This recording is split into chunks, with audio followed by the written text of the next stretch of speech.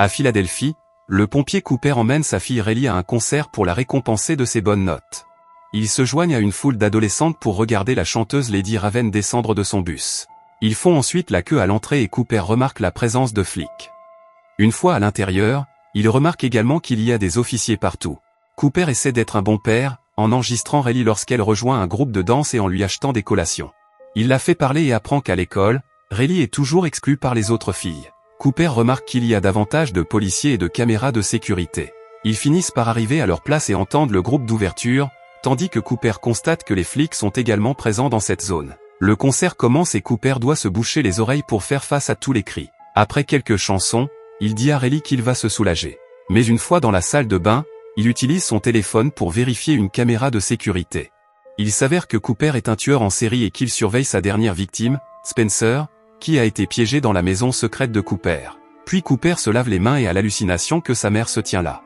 Alors que d'autres véhicules de police encerclent les lieux, Cooper sort de la salle de bain et est bloqué par la mère de Jody. Elle explique que les adolescents sont parfois bizarres et promet que sa fille commencera bientôt à participer aux activités de Riley.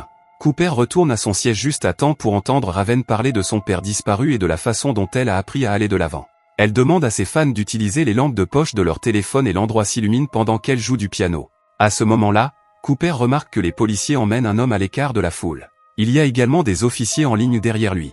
Pendant l'entracte, Cooper et Riley vont acheter un t-shirt, mais il n'y en a pas à sa taille. Jamie, le vendeur, promet qu'il y en aura d'autres, et Cooper en profite pour poser des questions sur les flics. Jamie dit que c'est censé être un secret, mais le partage quand même. La police a appris que le tueur en série connu sous le nom du « Boucher » serait au concert, alors ils sont venus pour le trouver. Chaque personne qui sort est contrôlée et toutes les sorties, à l'exception des coulisses, sont surveillées. Cooper rit maladroitement parce qu'il est le boucher. Ensuite, il traîne Riley dans la salle en prétendant qu'il veut un encas, alors qu'en réalité il vérifie les sorties et confirme qu'elles sont toutes bloquées par les flics. Cooper remarque une femme ivre près des escaliers et la pousse subtilement pour la faire tomber. Les flics à l'entrée courent la voir et Cooper tente de partir, mais il découvre encore plus de policiers à l'extérieur. N'ayant pas le choix, il retourne au concert avec Riley. Lady Raven annonce qu'il y a un invité spécial et le sol s'ouvre pour qu'une plateforme s'élève avec un autre chanteur. Cooper regarde la trappe ouverte et dit à Riley qu'il serait amusant d'entrer là-dedans pour voir où cela les mènera, mais Riley lui reproche son comportement bizarre. Il doit rester pour ne pas être suspect et regarde la trappe se refermer avec frustration. Cooper retourne ensuite au stand de t-shirts et trouve Jamie en route pour la salle d'approvisionnement, alors il l'accompagne. Il remarque que Jamie utilise une carte magnétique pour accéder à la pièce et, lorsqu'ils sont à l'intérieur, il fait semblant de l'aider à déplacer les boîtes pour la voler. Le sujet du boucher est abordé et Jamie admet qu'il suit l'affaire de façon obsessionnelle. Il a même des photos des victimes découpées dans son téléphone. Tous les employés ont reçu une formation spéciale pour aujourd'hui et même un mot de passe pour les identifier, qui est Hamilton. Cooper se faufile dans la salle de repos des employés avec la carte magnétique de Jamie. Les flics sont là à examiner les informations dont ils disposent et ils conviennent que s'ils trouvent le boucher, ils doivent l'éloigner des civils. Cooper accroche la carte de Jamie à sa veste pour se faire passer pour un employé et traverse le groupe pour atteindre la table du casse-croûte afin de mieux les entendre. À proximité se trouve une photo de sa dernière scène de crime. Lorsqu'un policier lui demande du sucre, Cooper le trouve rapidement pour avoir l'air amical et coopératif. En sortant, Cooper vole une radio dans un sac de police. Cooper est à nouveau bloqué par la mère de Jody, qui se met en colère lorsqu'il tente de l'ignorer. Leur dispute attire l'attention de deux policiers, mais ils sont interrompus lorsqu'ils entendent un homme crier. Les deux officiers se précipitent vers l'entrée où d'autres policiers arrêtent l'homme. Cette fois, Cooper remarque également Joséphine parmi eux. De retour sur son siège, Cooper met discrètement un écouteur et écoute la radio de la police, apprenant qu'ils ont déjà confirmé que l'homme qu'ils ont arrêté n'était pas le bon. C'était juste un voleur qui a paniqué parce qu'il pensait que les flics étaient là pour lui. Alors que certains officiers se déplacent parmi les sièges pour arrêter un autre homme, Cooper écoute les descriptions des hommes qu'ils doivent rechercher. L'un d'eux est un homme blanc d'une trentaine d'années avec un tatouage d'animal sur le bras droit, ce qui le décrit parfaitement. Heureusement, il trouve un bracelet dans le sac d'une fille et le met pour cacher le tatouage. Après avoir consulté le plan de la salle sur son téléphone, il dit à Riley qu'il a oublié sa carte de crédit au stand de t-shirt et repart. À la radio, il apprend que le FBI est en train d'installer des tentes autour du bâtiment et des barrages dans les rues principales. Cooper envisage de déclencher l'alarme incendie, mais il s'aperçoit qu'une caméra de sécurité le surveille. Il entend également Joséphine deviner qu'il va tenter l'expérience de l'alarme. Au lieu de cela, il se faufile dans le stand de hamburgers et s'attaque à la friteuse. Une fois qu'il est parti, un employé vérifie les frites et trouve 2 bouteilles flottant dans l'huile chaude. Les bouteilles explosent soudainement et les clients crient de panique, ce qui attire l'attention des flics. Pendant que tout le monde est distrait, Cooper vole un tablier et l'enfile pour aller sur le toit. Les flics sont là aussi, et Cooper leur dit qu'il avait besoin de prendre l'air après l'incident dans la cuisine. Les officiers confirment son histoire à la radio mais demandent toujours le code, alors Cooper dit « Hamilton ». Toujours incertain, les policiers lui demandent également sa carte. Heureusement, Cooper trouve un portefeuille dans la poche du tablier et une carte d'accès au lieu de travail, ce qui leur permet de se débarrasser d'eux. Avant de partir, il pose des questions sur Joséphine. Les flics lui expliquent qu'elle est une profileuse qui a arrêté de nombreux meurtriers en série dans le passé. Lorsqu'il redescend, Cooper voit l'employé gravement brûlé et l'hallucination de sa mère à côté d'elle. Cooper retrouve ensuite Riley, qui s'inquiète de son comportement. Il lui raconte qu'il s'est fait coincer par la mère de Jody et Riley lui demande de ne plus s'inquiéter pour ses camarades de classe car elle s'est liée d'amitié avec les filles assises à côté d'elle. Lorsqu'ils retournent à leur place, Riley explique que c'est le moment où Raven choisit une fille du public pour monter sur scène et même voir les coulisses.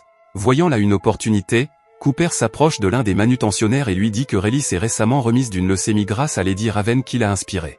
Les flics se rapprochent de l'endroit où se trouve Cooper, mais heureusement son plan fonctionne et Riley est choisi pour monter sur scène. Ils obtiennent tous les deux des laissez-passer pour les coulisses et leur accompagnateur parle à un policier pour qu'il les laisse passer. Riley est très nerveuse mais elle entre quand même lorsque Raven l'appelle, et Cooper essaie de profiter du bonheur de sa fille tout en ignorant tous les flics près de lui. Dans la foule, Jody et sa mère sont furieuses de voir Riley sur scène. Après la fin de la chanson, Cooper remarque une fille qui s'effondre et la prend dans ses bras, demandant aux employés un endroit pour qu'elle se repose. Il est emmené en coulisses juste avant que Joséphine ne le voie. Cooper aide la jeune fille malade à se calmer et lui donne même du jus de fruits. La manager est très reconnaissante de son aide et les laisse regarder la fin du concert à côté de la scène. Cooper lui demande s'ils peuvent partir par la porte des coulisses pour éviter la foule à la fin du concert et la manager accepte. Une fois le concert terminé, Cooper entend à la radio de la police que tous les hommes présents dans la salle seront contrôlés à la sortie. Cependant, lorsqu'il tente de partir, il découvre que la porte des coulisses est également bloquée par les flics. Dans une pièce voisine, Cooper entend Joséphine dire à Raven que les caméras auront les photos et les données de toutes les personnes qui sont venues au concert. Désespéré, Cooper s'approche de Raven et lui demande de parler en privé de l'état de Riley. Ils entrent dans sa loge et Cooper admet qu'il est le boucher en sortant son téléphone pour lui montrer Spencer dans la cellule. Il y a un bouton qui lui permet de libérer du monoxyde de carbone dans la cellule, ce qui tuerait Spencer avant que les flics ne le trouvent. Si Raven coopère, Cooper promet de le laisser partir. Ensuite, Raven dit aux flics que Cooper et Riley partent avec elle dans la limousine, ce qui leur permet de s'échapper sans être contrôlés par la police. À l'entrée principale, la foule est retardée à cause des contrôles et Joséphine s'inquiète de l'absence de résultats. Pendant le trajet, Cooper dit au chauffeur où il a laissé sa voiture pour qu'on les y dépose, mais Raven demande à Riley si elle peut se rendre chez elle. Riley est excitée et appelle sa mère pour lui demander la permission, et Cooper ne peut que sourire en donnant au chauffeur l'adresse de sa maison à la place. Quelques instants plus tard, ils sont accueillis par Rachel, la femme de Cooper, et leur autre enfant. Alors qu'ils entrent dans la maison, Cooper rappelle à Raven qu'il tuera Spencer si elle tente quoi que ce soit. Autour d'un café et d'un gâteau, Rachel pose des questions sur le concert et Raven lui parle de l'opération de police visant à attraper le boucher. Le FBI a trouvé un reçu pour un billet de concert dans l'une des fausses maisons du boucher et a donc contacté Raven pour mettre au point le plan. Joséphine a établi le profil du boucher depuis un certain temps et a conclu qu'il s'agissait d'un homme blanc d'une trentaine ou d'une quarantaine d'années, qu'il occupait une position d'autorité, qu'il conduisait une voiture sombre en raison d'un possible trouble obsessionnel compulsif et qu'il avait eu une relation difficile avec sa mère. Cooper se sent mal à l'aise à cause de la précision de chaque mot et souligne qu'il se fait tard, mais Raven propose de jouer une chanson sur le piano familial. Elle fait asseoir Riley à côté d'elle et en profite pour lui voler son téléphone. Raven dit qu'elle devrait prendre un selfie, mais Riley ne trouve pas son téléphone, alors Raven lui dit d'utiliser celui de Cooper et elle le lui prend des mains. Après avoir pris la photo, Raven demande la salle de bain et s'y précipite avec le téléphone, fermant la porte derrière elle. Cooper se met à tambouriner sur la porte et sa famille est étonnée de son comportement. Le téléphone est déverrouillé et Raven peut parler à Spencer, lui demandant tous les détails dont il se souvient sur la région. Spencer mentionne des choses comme la couleur de la porte et une statue à proximité, puis Raven lance un live stream sur son propre téléphone. Elle raconte à ses followers tous les détails mentionnés par Spencer jusqu'à ce qu'une personne reconnaisse l'endroit et envoie la police. Raven envoie également un SMS à son chauffeur, qui est toujours à l'extérieur, pour lui demander d'appeler la police. Lorsqu'elle vérifie à nouveau le téléphone de Cooper, l'écran de verrouillage s'est éteint. Raven crie ensuite que Cooper est le boucher. Elle entend des bruits bizarres et des cris de l'autre côté de la porte, qui s'ouvre soudain pour montrer un Cooper très nerveux. Il prend son téléphone et vérifie que Spencer est bien parti. Cooper emmène ensuite Raven dans le garage, où il prend son sac de crime et pousse Raven dans la voiture de Rachel parce que Joséphine avait raison sur la couleur de son véhicule. Raven essaie de lui parler sur le ton et avec les mots d'une mère, mais Cooper ne se laisse pas faire. Il annonce qu'il tuera Raven pour son dernier crime et s'effacera pour arrêter le monstre. Lorsque Cooper ouvre le garage, il trouve sa famille qui bloque le passage. Il les avait enfermés dans la chambre de Riley, mais il avait oublié la fenêtre et l'arbre à côté. Cooper est en état de choc car ses deux vies se sont enfin rencontrées et Raven en profite pour quitter la voiture. À ce moment-là, la police arrive et met la famille à l'abri pendant que Cooper se précipite dans son placard pour déplacer quelques affaires. Raven monte dans sa limousine et le chauffeur habituel est remplacé par un policier afin qu'elle soit également surveillée. Les officiers font irruption dans la maison et découvrent un tunnel caché dans le placard qui a permis à Cooper de s'échapper par le jardin du voisin. Quelques instants plus tard, la limousine s'arrête et le policier vient sur la banquette arrière pour menotter Raven à une barre métallique. Il s'avère que le policier est Cooper, qui s'est échappé de chez lui en portant un uniforme de police. Il continue ensuite à rouler en annonçant qu'il va emmener Raven dans l'une de ses maisons secrètes pour la tuer, une envie qu'il a depuis qu'il l'a vue sur la scène. Lorsque la limousine s'arrête à un feu rouge, Raven ouvre la fenêtre et demande aux gens d'appeler la police. Une foule s'amasse autour de la voiture et ne la laisse pas avancer. Alors que Cooper remarque que sa femme a laissé des vêtements dans la voiture, Raven continue de se débattre avec ses menottes jusqu'à ce qu'elle parvienne à arracher la barre. Elle se précipite hors de la limousine au moment où la police arrive, ce qui fait reculer la foule en proie à la panique. Les policiers ouvrent le feu et détruisent la limousine, mais lorsqu'ils vérifient l'intérieur, ils la trouvent vide. Cooper s'est échappé en enfilant un sweat à capuche et en se mêlant à la foule. Raven est ensuite emmenée dans l'une des maisons du crime, où elle remercie son fan pour son aide et s'occupe d'une Spencer rescapée. Pendant ce temps, Rachel retourne chez elle après avoir déposé les enfants chez sa sœur. Joséphine pense qu'elle devrait aussi se cacher, mais Rachel veut être là. Après avoir désigné des policiers à l'extérieur, Joséphine part. Rachel regarde la vidéo de l'enlèvement de Spencer qu'ils ont trouvée sur les caméras de sécurité et prépare du thé.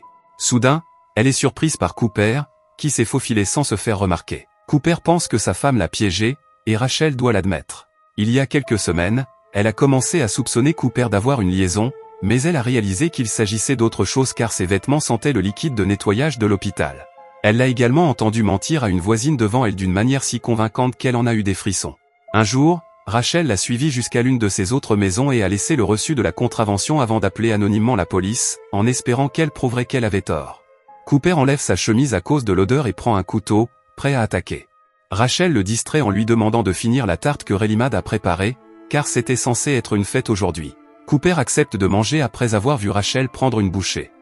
Il explique que les victimes mortes lui procurent généralement un sentiment de paix, mais que Rachel l'a mis en colère et qu'il veut la tuer avant de s'autodétruire. Soudain, Cooper se sent étourdi et se rend compte que Rachel a trouvé les sédatifs dans son sac de crime, qu'elle a ajouté à la tarte. Alors qu'il se lève, il entend sa mère et la trouve à la porte en train de le traiter de monstre. Cooper pleure et tente de s'approcher d'elle, mais les flics l'encerclent et le tasent. Furieux, Cooper saute sur un officier pour l'assommer, mais avant qu'il ne puisse s'en prendre à l'autre, Joséphine se joint à lui avec un autre tasé et ils réussissent à le faire tomber. Lorsque Cooper, menotté, est traîné hors de la maison, il demande une seconde pour ramasser le vélo de Riley qui est tombé. À ce moment-là, les policiers ramènent les enfants et Riley embrasse son père avant qu'il ne soit emmené. À l'arrière du camion de police, Cooper révèle qu'il a volé un rayon du vélo et qu'il s'en sert pour enlever ses menottes en riant. Plus tard, Jamie voit le visage de Cooper aux informations et panique parce qu'il a aidé un criminel. Merci d'avoir regardé. Si vous avez aimé la vidéo et que vous souhaitez aider la chaîne à grandir, laissez un like, un commentaire et abonnez-vous.